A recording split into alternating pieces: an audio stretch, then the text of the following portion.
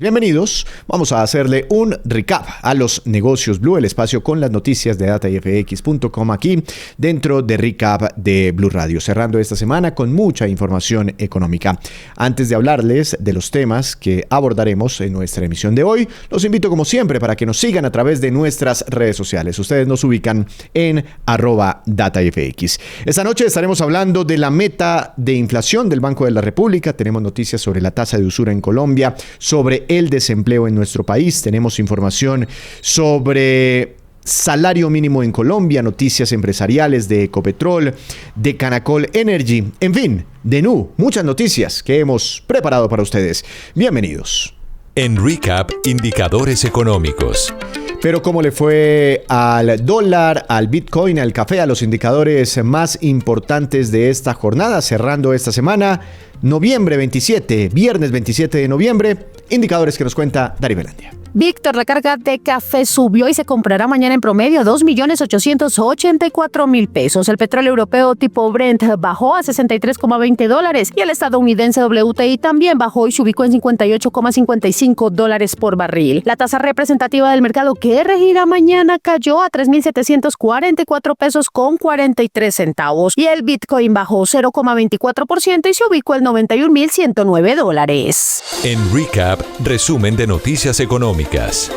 Empezamos este resumen de noticias económicas contándoles que el Banco de la República reiteró que la meta de inflación del emisor, el objetivo de la política monetaria del Banco Central colombiano se mantiene en el 3%. Lo ideal es que la inflación permanezca, siempre esté en el 3%. ¿Qué más anunció el Banco de la República, Natalie?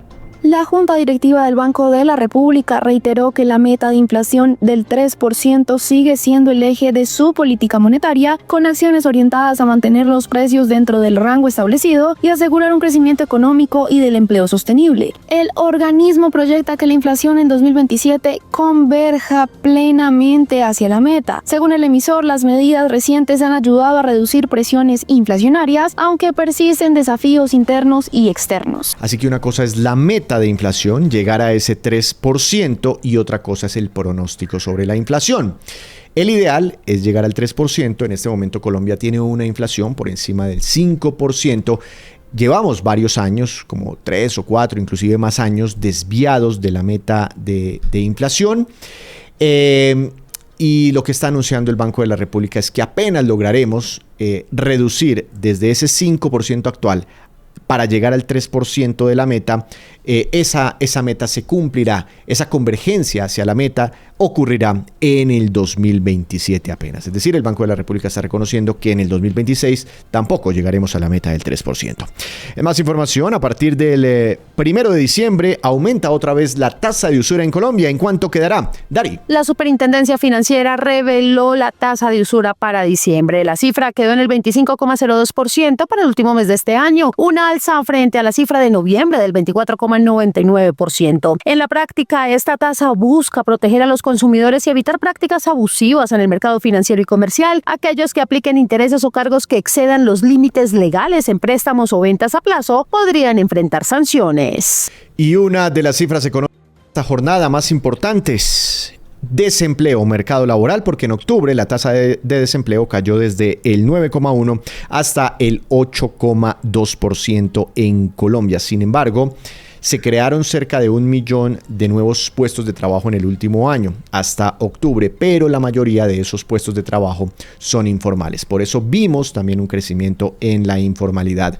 laboral. Así que están esos contrastes. Cae el desempleo, pero sube la informalidad y la mayoría de los puestos de trabajo que se crean pues no cuentan con todas las prestaciones de ley. El balance lo entrega Andrea Ramírez, subdirectora del DANE. Cómo está la proporción de población ocupada informal en las 3 ramas de actividad con mayor volumen y las de menos volumen. En este caso vemos que para el trimestre agosto-octubre del 2025 la tasa de informalidad en las ganadería, caza, silvicultura y pesca fue del 86%, una disminución con respecto al año pasado. En alojamiento y servicios de comida 75.5, un leve aumento, y en actividades artísticas 73.2, también un leve aumento comparado con el 72.4 del hace un año y el mismo trimestre. ¿Y cómo están las cifras de desempleo en las regiones, en las principales ciudades del país? Escuchemos de nuevo lo que dice la subdirectora del DANE. 5 ciudades que son las que tienen la más alta tasa de desocupación año corrido: Quibdó 28 puntos, Tumaco 25.8, Buenaventura 24.5, Arauca 23 y Barranca Bermeja 22.9. Al otro lado de la tabla tenemos las 3 con menor tasa de desocupación para el año, que son Mitú 6.1, Río Negro 5 y Leticia 4.3. Y ahora, el análisis, el balance, las proyecciones sobre el mercado laboral con Mariana Quinche, economista del BBVA Research. Este aumento del empleo se dio tanto en hombres como en mujeres, en los grupos etarios de 25 a 54 años y de 55 años y más, y en los sectores de agricultura, alojamiento y comidas, transporte y administración pública, salud y educación. De hecho, el crecimiento del empleo masculino se dio principalmente en los sectores de agricultura y transporte, y el crecimiento del empleo femenino se dio principalmente en alojamiento y comidas y administración pública, salud y educación. Por posición ocupacional, el aumento del empleo se dio principalmente entre los trabajadores por cuenta propia y los jornaleros, lo que sugiere un deterioro en la formalidad del empleo. Hacia adelante esperamos que el empleo se mantenga resiliente. El mercado laboral, cifras de desempleo que serán muy tenidas en cuenta también dentro de las negociaciones del salario mínimo que ya se vienen adelantando. A propósito de las cifras de productividad que revelamos anoche, hay reacción desde Fedesarrollo, y según toda esta información reciente que ha llegado, su director Luis Fernando Mejía estima que desde un punto netamente técnico el salario mínimo no debería ser muy superior al 6,5%. Veamos. Hay que tener mucha prudencia frente al aumento del salario mínimo para el próximo año. Con base en una inflación estimada para el cierre de este año del 5,2% y una productividad que, independiente de su medición, fluctúa entre menos 0,3% y más 0,9%, el dato técnico razonable para el aumento del salario mínimo debería estar en el rango entre el 6 y el 6,5%.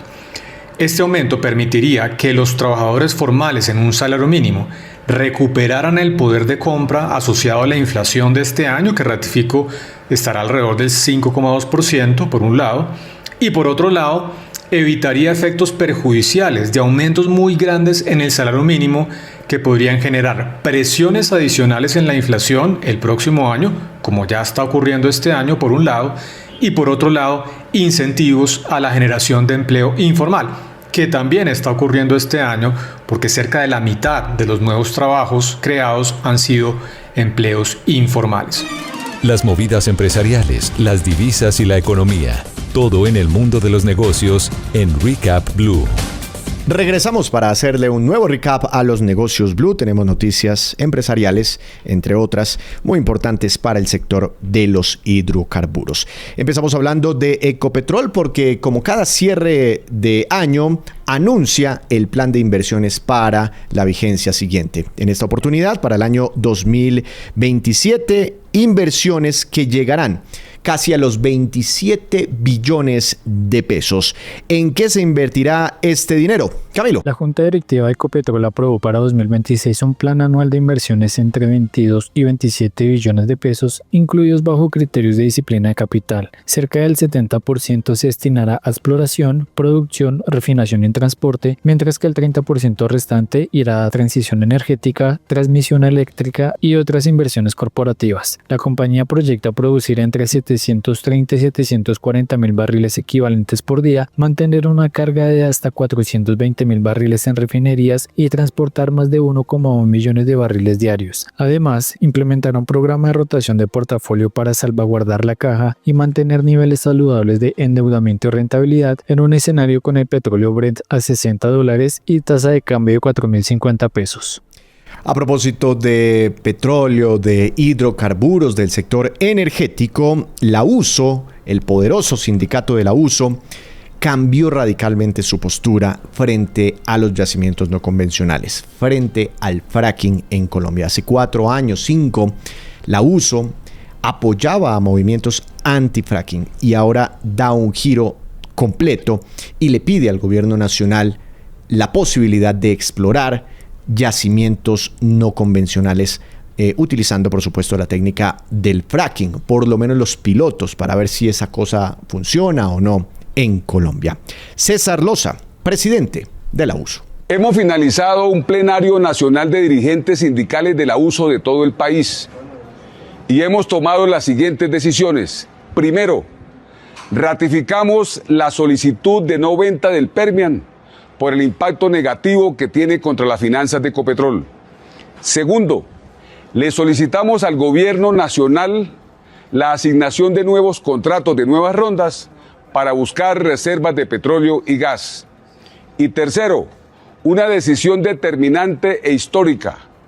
Hemos aprobado y le solicitamos a las diferentes instancias del gobierno nacional, y para el siguiente gobierno también va esta solicitud, es necesario adelantar los pilotos de yacimientos no convencionales.